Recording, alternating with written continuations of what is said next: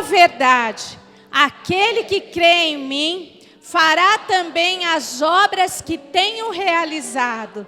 Fará coisas ainda maiores do que estas, porque eu estou indo para o Pai. Amém? João 14, 12. Deus está aqui. Talvez a gente nem acredite muito, né? Vai ver que um crê, outro não crê. Mas na hora que a gente declara, Deus está aqui, é muito sério. É a presença do Senhor. Isso traz para nós reverência. Isso traz para nós temor. Pensar que Deus está aqui se movendo no nosso meio. Traz para o nosso coração um desejo, sabe, de se esconder embaixo da cadeira. Essa que é a verdade. A gente tem vontade de se enfiar num cantinho e dizer, Deus, o Senhor está aqui. Peraí, eu vou me esconder. Como Adão e Eva fizeram, porque a gente se sente tão mal, tão pecador. E Deus está aqui. E essa noite, a gente pode se esconder debaixo do sangue de Jesus Cristo. O sangue de Jesus que nos purifica de todo pecado. O sangue de Jesus que nos marca e quando Deus olha para nós, Ele não nos vê. Mas Ele vê Jesus. Ele vê o sacrifício de Jesus. Ele fala, essa Jesus, o meu filho comprou por um bom preço. E é por isso que a gente não precisa entrar embaixo da mesa da cadeira, ainda que a gente tenha vontade. Nós podemos nos abrigar na cobertura do sangue do Cordeiro. E podemos estar na presença do Senhor. Não é maravilhoso? Não é maravilhoso? Quem sou eu? Quem é você? E nós podemos estar na presença do Senhor. Ele está aqui. Quando nós declaramos estas coisas, nós precisamos fazer isso com fé. E a palavra de hoje é sobre fé. Porque se a gente não crê que Deus vê, que Deus conhece, que Deus está no nosso meio, que Deus se move nessa terra, por que nós seguiríamos a esse Deus? Por que nós serviríamos a esse Jesus? Quando nossa fé começa a vacilar, quando nossa fé começa a titubear, perdemos a razão de seguirmos a Cristo. É por isso que Ele é o autor e consumador da nossa fé. Nós andamos nas pisaduras de Jesus. Nós andamos olhando para as pisaduras de Jesus.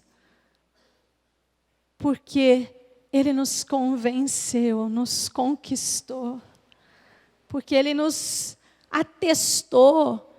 Porque Ele já provou essa graça maravilhosa, esse amor incomparável, dando sua vida por nós na cruz. Então, tudo está nele, irmãos, tudo em Jesus. E Ele está nos preparando para Ele mesmo, como igreja, nos dias que nós estamos vivendo. Quanto mais o dia se aproxima, mais nós precisamos estar preparados, como igreja, para encontrarmos com o nosso Senhor. Esse texto maravilhoso de Efésios, que fala que o marido tem que amar a esposa como Cristo amou a igreja e se deu a si mesmo por ela, e se entregou a si mesmo por ela, e preparando-a para Ele. A igreja não compra sozinha o vestido, nem escolhe nada. Quem nos prepara para esse encontro é o próprio Jesus. Aliás, antigamente, quem comprava o vestido da noiva? Era o noivo. O noivo é que pagava pelo vestido da noiva. Quer casar? Tem que me vestir. O noivo comprava o vestido da noiva. Jesus está comprando essas vestes, Ele já pagou com alto preço. E Ele está nos vestindo com vestes celestiais para encontrar com Ele, vestes gloriosas, sem mancha, sem mácula. Deus quer nos livrar da sujeira, da roupa suja. Deus quer trocar nossas vestes, como fala lá em Zacarias, né? Então, queridos, nós podemos ter essa comunhão com Deus. E Deus falando conosco nesses dias coisas ainda maiores, que Deus tem para a sua igreja. Sabe por quê?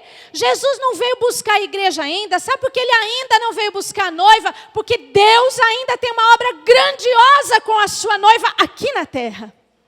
Deus ainda tem um trabalho muito grande para a sua igreja aqui na terra. E quanto mais rápido nós realizarmos esta obra, mais rápido Ele virá nos buscar. Mas enquanto isso, nós temos que realizar essa obra de Jesus, essa obra de redenção. Ele disse, aquele que crê, fará. Não tem se, não tem talvez. Aqui diz, aquele que crê, fará coisas ainda maiores. Essa palavra é maravilhosa, irmãos, é uma declaração muito grande. Você já parou para pensar no tamanho disso? Que Jesus falou? Já parou para mensurar essa grandeza do que Jesus está falando conosco? O texto começa assim. Na tradução que nós lemos, diz, digo a verdade. A Almeida Revista e Corrigida diz, em verdade, em verdade.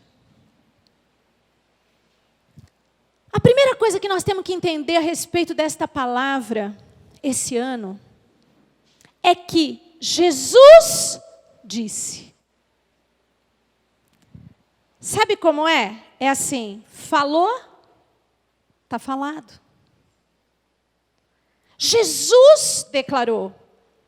Não foi um profeta que alguém podia dizer, será que esse profeta é de Deus ou não? Não foi um livro inspirado, não foi uma afirmação de fé de algumas pessoas. Não, Jesus disse. E ele começa declarando essa verdade que é um pouco assustadora.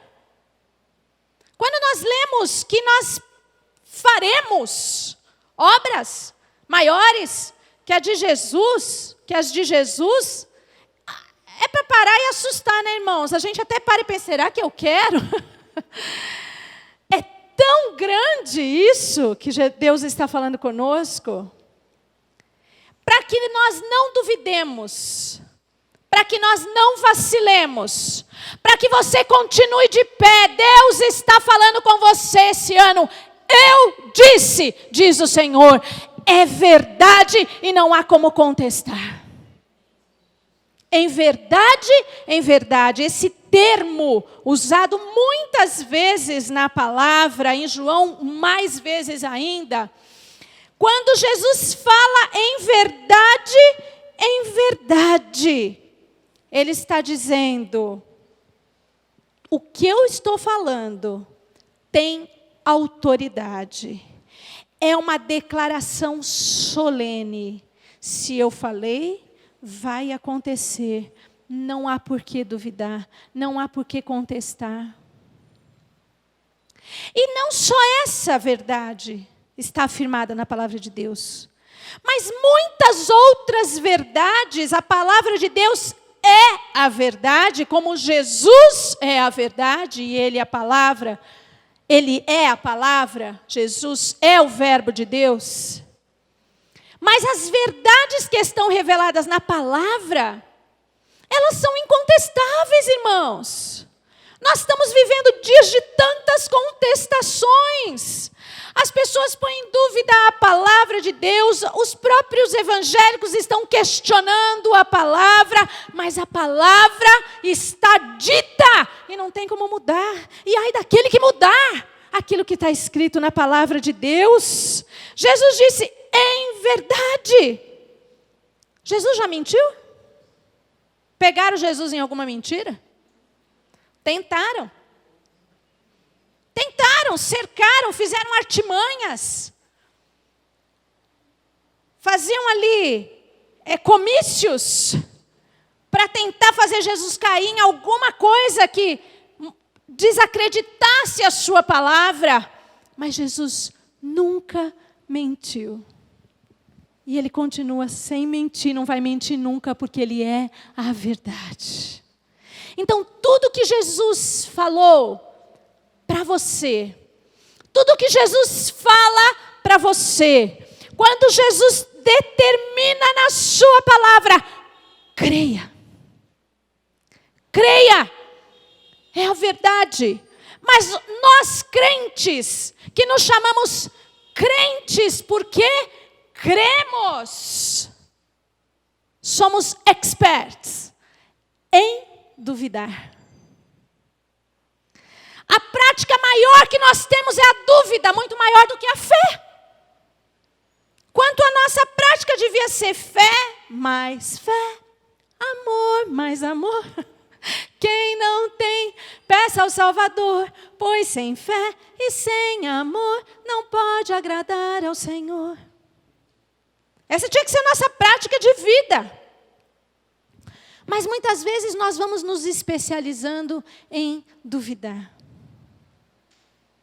Deus fala, a gente questiona. Deus fala e a gente diz, mas quando? Quando você começa a perguntar, mas quando? Quer dizer assim, vai fazer? Quando que isso vai acontecer? Parece que nunca acontece. Por trás destas pequenas perguntas, por trás desses pequenos questionamentos que nós fazemos para Deus, nós estamos mostrando que o nosso coração está duvidando. Para que isso aconteça na nossa vida, para que a palavra de João 14:12 aconteça de verdade na nossa vida, nós precisamos crer. Precisamos acreditar. Tudo começa com fé.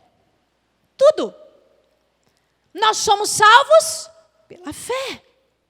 A Bíblia diz pela graça, mas quando cremos em Jesus como nosso Senhor e Salvador. Isso é, nós não pagamos. Nós recebemos de graça quando cremos, porque Jesus morreu por todos. Mas nem todos estão salvos, estão? Foi de graça para todo mundo, a entrada é franca. Para todo mundo. Por que todo mundo não entra? Porque não aceita o sacrifício de Jesus na cruz do Calvário. Quando nós aceitamos este sacrifício, quando nós declaramos a nossa fé, começa a ser real na nossa vida, não é assim? Quando nós passamos a acreditar, começa a ser real. Então a primeira chave para que esta palavra se cumpra, é crer. Todos nós, irmãos, temos um chamado de Deus na nossa vida, uma ordem de Deus para nós. Qual será o meu chamado? A gente se converte, às vezes fica 10 anos perguntando, qual será o meu chamado? No dia, na hora que você é regenerado, no dia que você encontra Jesus como seu Salvador, você encontrou o seu chamado. O seu chamado é dividir, é compartilhar, é declarar, é expandir, é levar o reino de Deus que entrou no seu coração. Que outro chamado mais importante do que esse nós poderíamos ter? Eu estou pensando, será que o meu chamado é para pregar na igreja? Será que o meu chamado é para cantar? Será que o meu chamado... É porque as coisas que aparecem mais aqui, né, ficam mais assim, brilham mais nos nossos olhos. Será que o meu chamado é para cuidar da organização? Será que o meu chamado é para ficar na porta, né? Qual que é o meu chamado? No dia que você encontra Jesus, que você aceita Jesus como teu Salvador. Se hoje for esse dia que você está tendo encontro com Jesus, hoje começa a funcionar o seu chamado e é preciso crer. Amém, irmãos? Nós precisamos nos levantar da nossa posição de comodismo, de espera, de olhar e falar, Senhor, fala comigo, Ele está falando. Está falando com você todos os dias. Qual é o seu chamado? É anunciar boas novas, é pregar o Evangelho, é declarar Jesus Cristo como seu Senhor. O dia que Ele passa a ser Senhor da sua vida, o seu testemunho começa a impactar outras vidas. Tudo começa com fé. Mas a gente continua duvidando do que Deus tem feito na nossa vida. E a gente duvida, e isso é evidente, porque a Bíblia fala que a fé sem obras é morta. Quer dizer que não serve para nada. Não sei se algum morto serve para alguma coisa morta, e eu, né? Só o bife.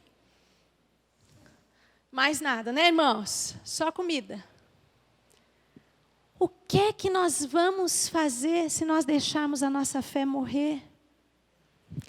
O que vem em seguida da fé é ação. Aquele que crê, qual é o próximo verbo que tem aí? Fala alto. Nossa, isso é alto. Aquele que crê. E agora todo mundo que tem boca, fala. Aquele que crê. Desculpa os que não têm boca, que não falaram. Mas normalmente, né, nós vamos declarar essas coisas para a gente entender.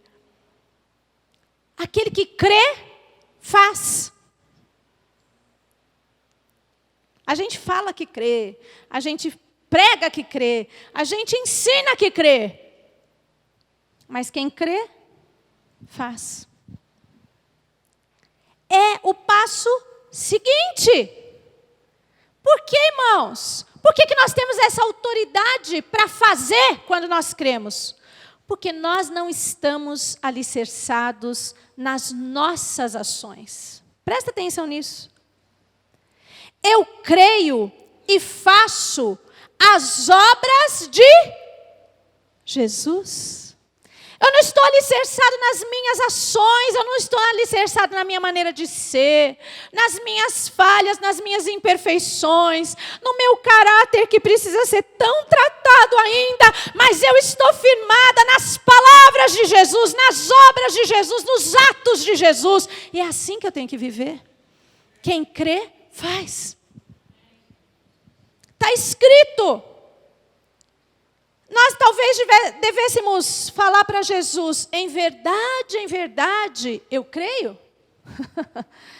Porque Jesus diz, em verdade, eu digo, aquele que crê, eu estou dizendo a verdade. A gente devia talvez dizer, em verdade, eu creio.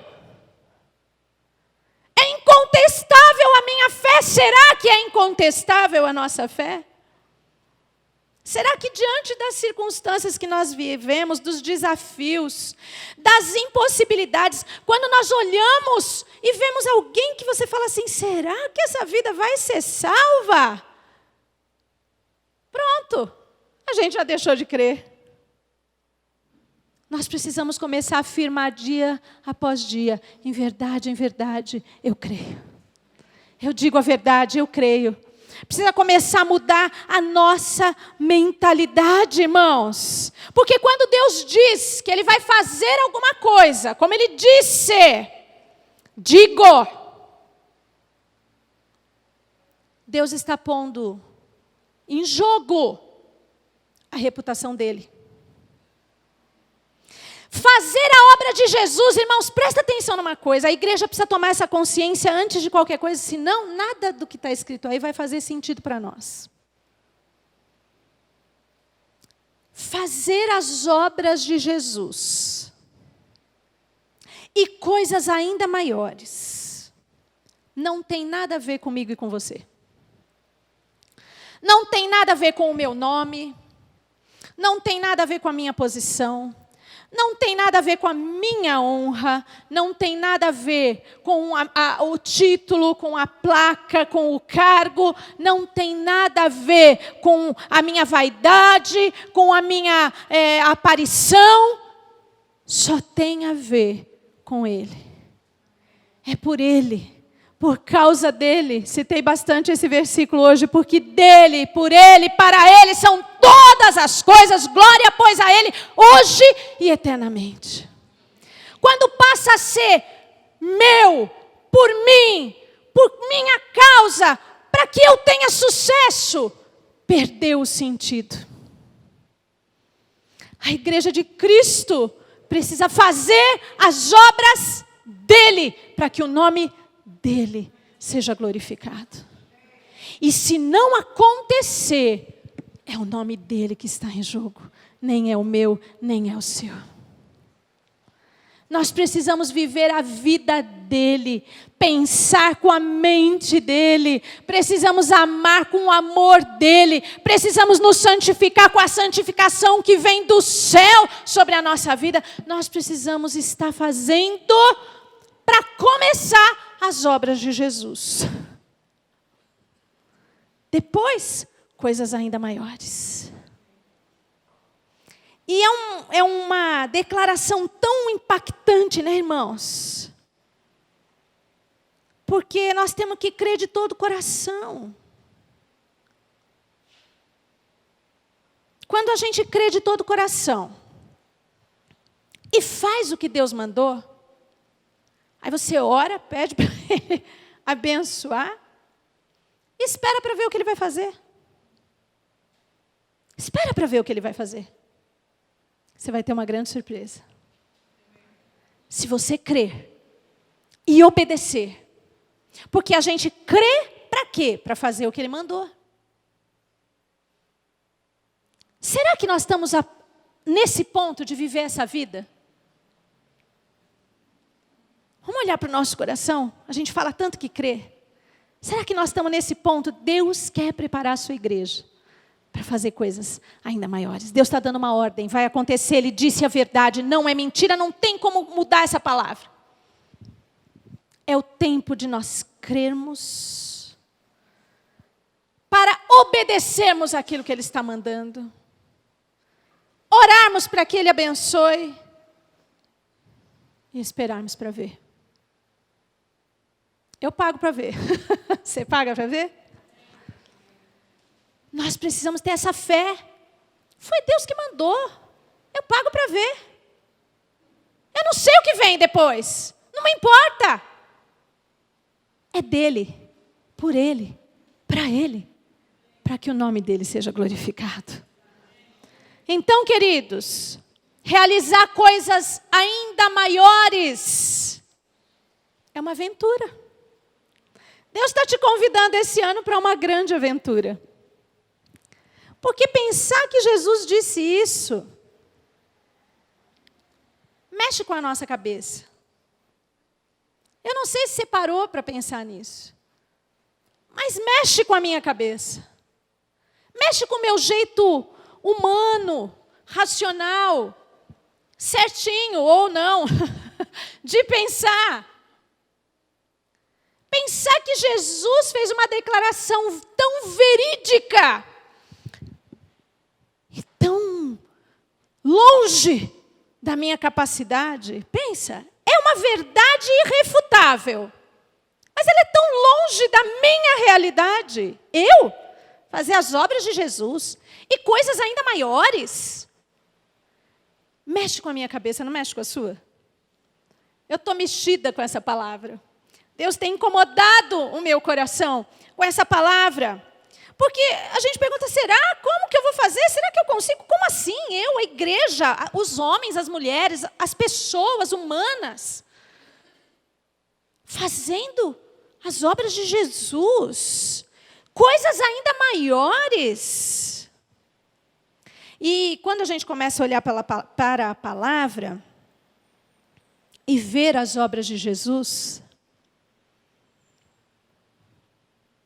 a gente vê que tem coisas que nunca mais aconteceram. Alguém, depois de Jesus, transformou água em vinho? Alguém, depois de Jesus, andou sobre as águas? Alguém, depois de Jesus, alimentou 5.000 e mais mulheres e crianças com 5 pães e 2 peixinhos? Alguém fez isso depois de Jesus? Vocês conhecem algum relato? Eu não conheço. O que Jesus está falando conosco, irmãos, vai muito além desta qualidade do que Jesus fez, que de fato, não sei se vão ser realizadas, porque é demais para nós, né? Mas nós precisamos crer, irmãos, e encarar esse desafio, esse chamado de Deus. Nós falamos um pouco sobre isso lá no acampamento, o pastor Marcos pregou, nós pudemos falar um pouquinho. Jesus pregou só por 3 anos nessa terra. 3 anos e meio.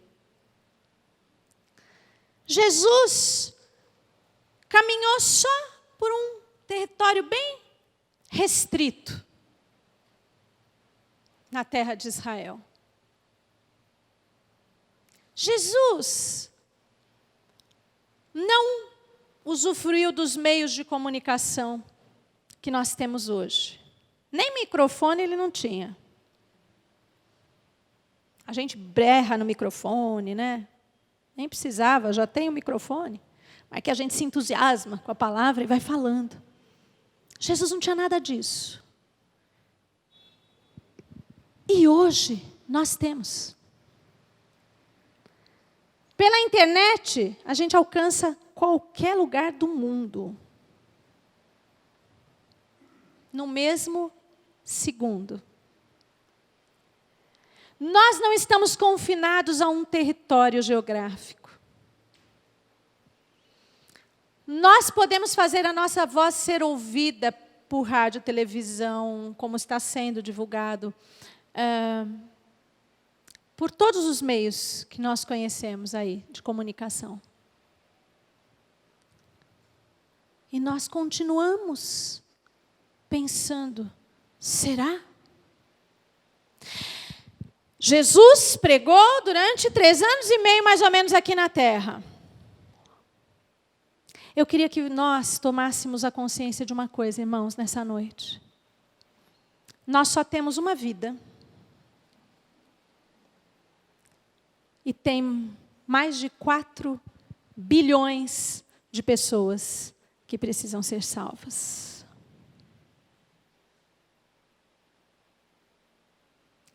Quando os apóstolos, os discípulos começaram a pregar, eles já começaram a fazer coisas inacreditáveis. Pedro prega e naquele cultinho se convertem 3.000 almas, sem microfone. Sem projeção. Sem artifícios, artefatos, o quê? Sem Bíblia. Sem Bíblia. Sem nada para ajudar. 3.000 almas se salvam.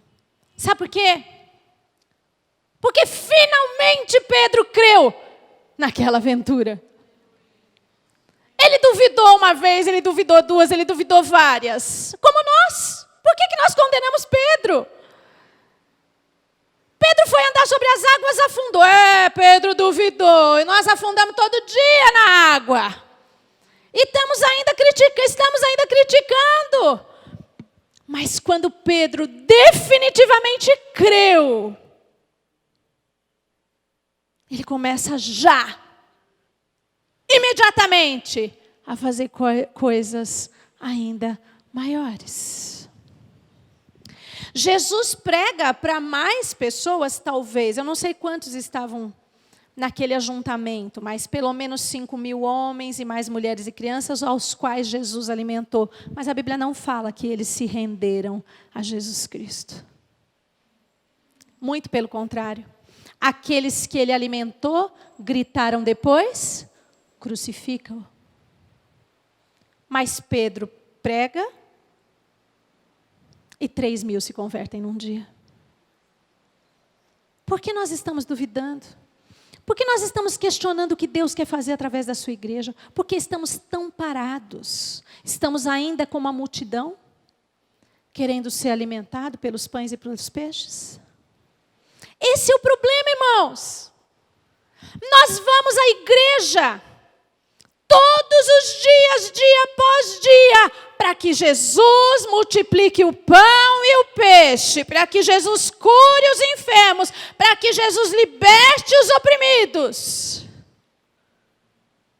Se nós estivéssemos crendo verdadeiramente, nós não precisaríamos mais que Ele multiplicasse o pão, não precisaríamos mais que Ele curasse o enfermo, mas nós estaríamos fazendo as obras dEle e coisas ainda maiores.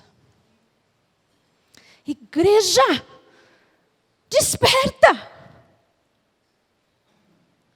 Nós estamos vivendo os últimos dias, eu não sei quando Jesus volta, se eu vou estar viva ou se eu vou ter morrido, mas são os meus últimos dias e as minhas últimas chances de fazer algo que realmente corresponda ao meu chamado em Jesus Cristo. Esse é o tempo que nós estamos vivendo, irmãos. Sabe o que está acontecendo com nós? Ou conosco? É que nós estamos com a mentalidade do mundo. Tantos irmãos e irmãs infelizes, porque não têm o que o mundo tem.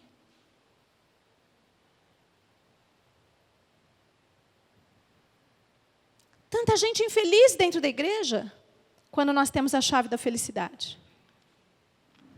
Promessa de vida eterna. Tudo isso passa, tudo isso acaba. Mas a vida eterna é eterna. E essa promessa é a chave da nossa felicidade. Nós precisamos ser moldados na nossa mentalidade. Não vos conformeis com este mundo, mas transformai-vos pela mudança de mentalidade. Vocês estão entendendo? Nós estamos tão conformados com essa maneira de pensar, que temos tudo para sermos as pessoas mais felizes do mundo. Estamos deixando nossos casamentos serem atingidos pelo diabo, deixando nossos filhos serem roubados. Estamos deixando a nossa vida de comunhão, de amizade, de amor, ser instigada em brigas, em discórdias. Nós estamos deixando que o nosso sucesso em todas as áreas, aquilo que a gente pôr a mão, ser abençoado, estamos deixando ser roubado. Por quê? Porque nós estamos duvidando de que o Senhor escolheu a sua igreja para fazer a sua obra nessa terra. É um tempo urgente da nossa vida. E nós estamos com a mentalidade, não, mas se não acontecer, se Deus não fizer, se não melhorar, estamos querendo que Deus continue multiplicando pão e peixe. Ele não precisa mais fazer isso. Ele não precisa mais fazer isso. Nós não precisamos mais ver estes milagres. Você já não viu um milagre na sua vida? Para e pensa. E você ainda fica falando para ele, faz, prova, mostra. Não precisa mais. Ele já fez. Ele já deu o filho para morrer por nós. Nós precisamos valorizar essa bênção, esse milagre. Nós precisamos valorizar a promessa de vida que nós temos, irmãos. Se a gente... Olha, vamos ser honestos. Se de fato a gente valorizasse a salvação que nós temos, nós arrastaríamos as pessoas para dentro da igreja. Talvez seja a hora da igreja começar a acordar para isso. Estamos verdadeiramente acreditando no céu e no inferno? Pode ser o estranho que for. Se eu estivesse andando na rua e visse essa pessoa caindo num buraco em chamas, eu corria para ajudar você, não? Ou você ia olhar e falava assim, não, irmãos, eu não sou assim, de verdade, meu marido sabe. Eu sou meio... Tem mais gente que sabe aqui, né? Que já passou algumas comigo. Eu não posso ver algumas coisas acontecerem tão perto de mim e ficar assim, apática. Eu vou lá e faço alguma coisa. Pode ser até insana, mas eu faço. Como é que eu posso olhar para milhões e bilhões de pessoas que estão caindo no inferno e não tomar uma atitude de verdade? Essa palavra é para todos nós. Desperta, igreja. O dia está próximo. Desperta, povo de Deus. Nós vamos fazer. Está escrito. Posso não ser eu, nem você. Mas a igreja de Cristo, aquele que crê, vai fazer. Vamos despertar para essa realidade hoje, irmãos. Às vezes a gente fica esperando que Deus use pessoas especiais. Deus não usa pessoas especiais. Deus é especial e usa qualquer um de nós. A Bíblia fala que Ele usa os simples para confundir os sábios, o fraco para confundir o forte, o que não pode para confundir o que pode. Não depende de sermos qualquer coisa, depende de um Deus que é todo-poderoso e que está desesperadamente preocupado com essas pessoas que estão indo para a perdição. Eu e você estamos aqui na terra hoje por causa disso. Porque se não salvos, só era ir para o céu. Era só ser arrebatado, acabou. Deus permite que a sua igreja fique, porque em nós está o Espírito Santo que convence do pecado, da justiça e do juízo. E é para isso que nós estamos aqui. Porque senão Deus já não teria nos levado. E sabe para que a gente pensa que está aqui? A gente pensa que está aqui para conquistar um pouco mais de dinheiro, comprar uma casa nova, trocar de carro, para poder casar, descasar. Nós estamos aqui ainda porque é tempo de fazer as obras de Jesus enquanto Ele está com o Pai. Quanto falta para isso acabar? Eu não sei. Quantas almas você já ganhou para Jesus na sua vida?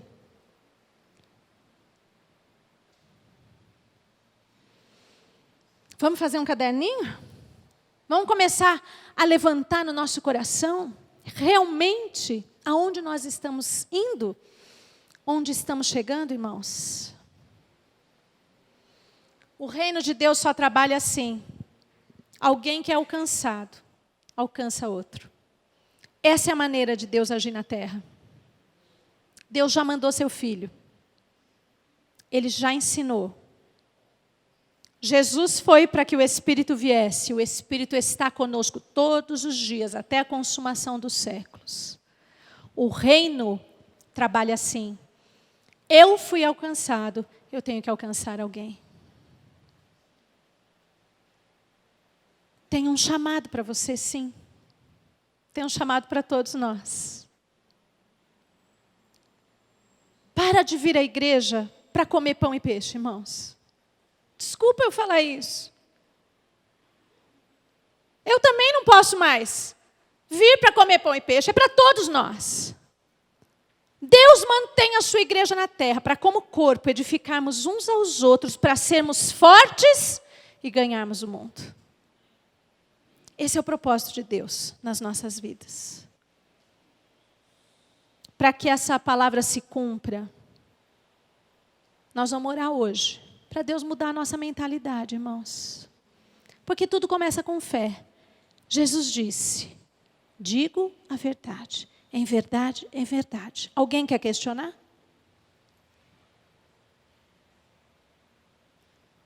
Se eu não questiono, eu preciso crer. Se eu creio, eu faço. Ação. Eu tenho que encarar esse chamado e essa aventura de Deus na minha vida. Vale a pena. É uma aventura um pouco perigosa às vezes. Altos e baixos, curvas, caminhos estreitos. Mas vale a pena. É mais ou menos como uma montanha-russa. Às vezes, quando eu estou na fila da montanha-russa, eu gosto muito de ir em montanha-russa. Às vezes, quando eu estou na fila da montanha-russa e vai chegando perto da minha vez, eu penso assim, mas por que eu vim? O que eu estou fazendo aqui? Que loucura, para que eu vou nesse negócio? Me dá tanto medo, mas tá. Ai, mas eu vou. Aí eu vou, eu grito, né, e tal, e sobe e desce, loop em curvas e tal. Quando termina, eu falo assim, ai, que delícia, vamos de novo. Caminhar com Cristo é uma aventura assim, às vezes dá um pouco de...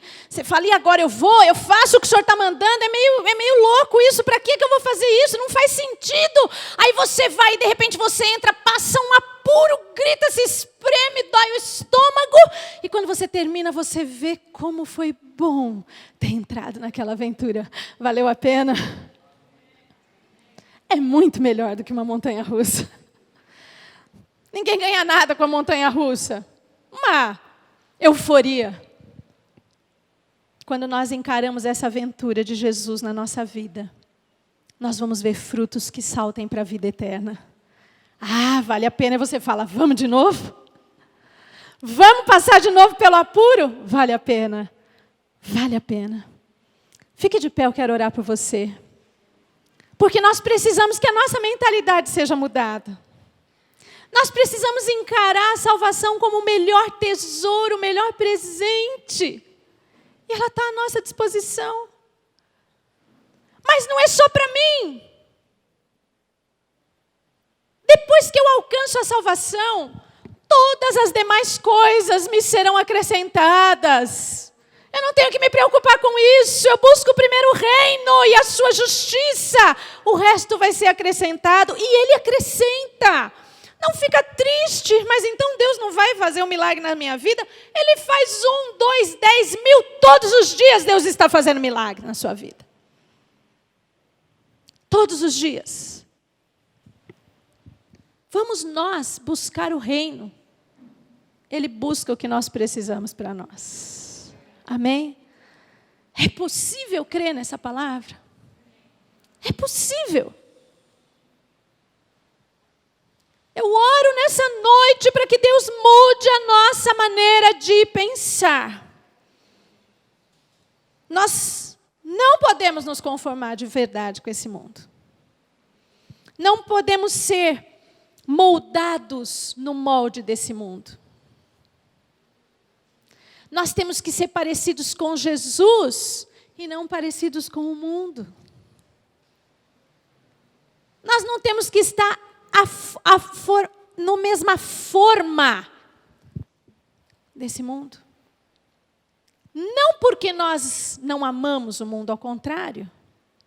Porque só sendo como Jesus, só crendo no que Jesus cria, só falando o que Jesus falava, só vivendo como Ele vivia, é que nós vamos alcançar muito mais vidas do que Ele mesmo alcançou no seu ministério de 3 anos e meio. É claro que isso se multiplicou, chegou até nós hoje. Mas Jesus, o alcance da sua pregação, nos faz acreditar que há um poder, olha, cheios do poder do Espírito Santo, na palavra que nos guia a verdade, nós viveremos e falaremos coisas muito maiores ainda do que nós temos feito. Amém? Você pode deixar Deus tocar a sua mentalidade hoje? Eu queria muito que Ele tocasse em mim, para começar. E em cada um de nós. Essa palavra é um despertamento para a igreja do Senhor. Para toda a igreja do Senhor Jesus. Não é para uma igreja local, não é para uma denominação, é o tempo do chamado para a igreja de Cristo. Desperta a igreja, porque o Senhor quer te usar de uma forma sobrenatural, espetacular, além do que pedimos ou pensamos. Deus vai fazer conosco. Amém? Talvez você tenha chegado aqui triste hoje. Preocupado, preocupada com uma situação. Deixa Deus tocar na sua mente hoje. Talvez essa preocupação vá embora, porque vai perder a importância que estava tendo na sua vida. Aquilo que era o primeiro na nossa vida, muitas vezes vai parar lá em último lugar, porque você vê que quando Jesus é o primeiro, todo o resto perde a importância. Nós amamos, sim, nossa família, nosso marido, nossa esposa, nossos filhos, nossos pais, nossos irmãos, todos. E nós queremos muito que eles sejam salvos. Se nós começarmos a crer nesta palavra, Deus vai fazer a obra completa nas nossas famílias. Eu disse hoje na minha aula, o meu campo missionário, o meu primeiro campo missionário, é a minha casa, a minha família, o meio social no qual eu estou inserido.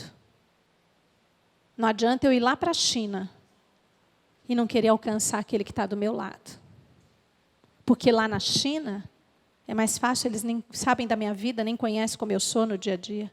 Mas aquele que anda comigo no dia a dia sabe quem eu sou, como eu me comporto. E é esse que tem que ser alcançado pelo meu testemunho de vida. Amém? Deus, em nome de Jesus, nós estamos aqui para te obedecer, Senhor. De verdade, nós queremos crer nessa palavra. Ah, Espírito Santo, a tua palavra é tão doce. Ainda quando ela vem para nos corrigir, para nos alertar, é uma palavra doce, cai bem no nosso espírito, nós aceitamos a tua correção, nós amamos ser corrigidos, Pai. Nós queremos hoje que o Senhor toque nossas vidas, que o Senhor toque nossa mente, nosso coração, nossos pensamentos e sentimentos. Deus, transforma, molda-nos a tua imagem e semelhança, não mais conformados a esse padrão humano mundano, Senhor. Muda os nossos valores, Pai. De verdade, Deus, toca os nossos corações hoje. Muda os nossos valores.